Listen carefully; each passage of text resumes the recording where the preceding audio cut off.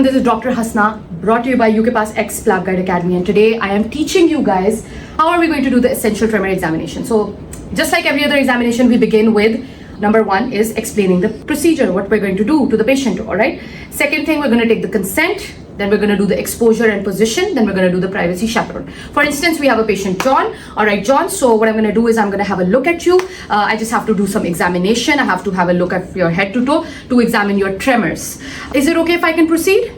Okay, and then you go for the exposure. There is no exposure needed for this. I just want you to stay sitting, that's all. So that's how you start. There is no exposure. You just have to make sure he's sitting, his hands are visible. All right, and the third thing I will ensure your privacy. There's going to be a chaperone. All right, so let me show you what we're going to be looking in John. All right, he's sitting down now. So first thing what I'm going to do is I'm going to just inspect him in the sitting posture. What am I looking for? There are three important things that we're going to examine while we do the essential tremor examination, ruling out other things as well.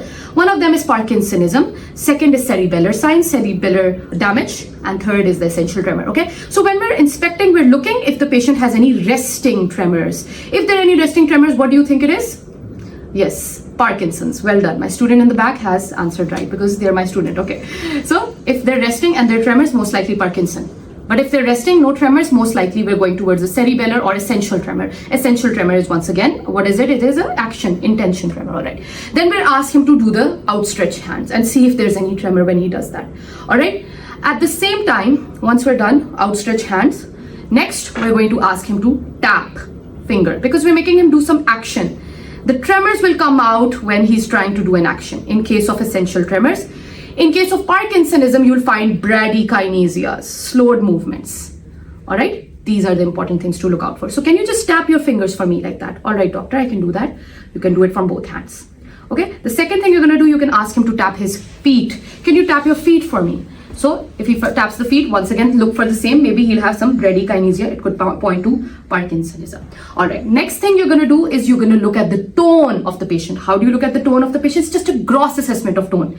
So what you do is just take his arm, look for the flexion, extension, abduction, adduction movement, do this, and then quickly just take his hand in all directions. It's a gross assessment of his tone. You can do the upper limb tone. Okay, like that on the same side.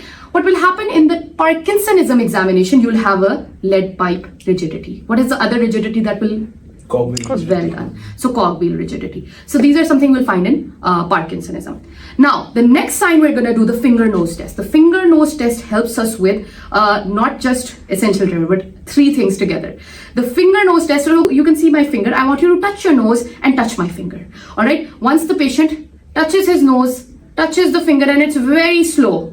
What do you think is the diagnosis? Parkinson's. Well done. Any slowed movement, Parkinsonism. Okay, if he touches the finger but his hands are tremoring. Essential tremors. But he's going to the right place. But if he's touching far away, not going to the nose. Yeah, this is cerebellar ataxia. Well done. Okay, so finger nose test is very important to diagnose. All right, then you can get a paper and pen and ask the patient to write for you. You can say, can you write, my name is John. All right, and when he writes, in Parkinsonism, there will be small writing. In both cerebellar ataxia and the essential tremor, there's going to be a tremory writing. All right, otherwise, if it's normal, it's going to be normal writing. Okay, just make sure in Parkinsonism, the writing goes small. All right, so these are important signs when you're sitting down. Now let's talk about, you're going to ask him, I'm going to check you how you walk. So is it okay if you could walk for me in one straight line? In Parkinsonism, we will expect a stooped posture. What will we expect? Pill rolling tremors and very small steps of the patient. When he tries to turn around, he will turn around many, many steps. So this is what we call the shuffling gait, the Parkinsonism gait. And in essential tremor, mostly when he's walking, he might be having some tremors. Coming to cerebellar ataxia, once he's walked in one line, you've assessed his gait. What will you do next? You'll ask him, all right, I just want you to close your eyes. And you're just going to stand behind the patient so he doesn't fall. Close your eyes. If he loses his balance, it is cerebellar ataxia. Why? Because when we eliminate the sensory part, normally balance is coming from our sensory part, the proprioception, right? The moment we close our eyes, the sensory part is gone. Now your cerebellum is taking control. And because cerebellum is damaged, he might have a balance problem.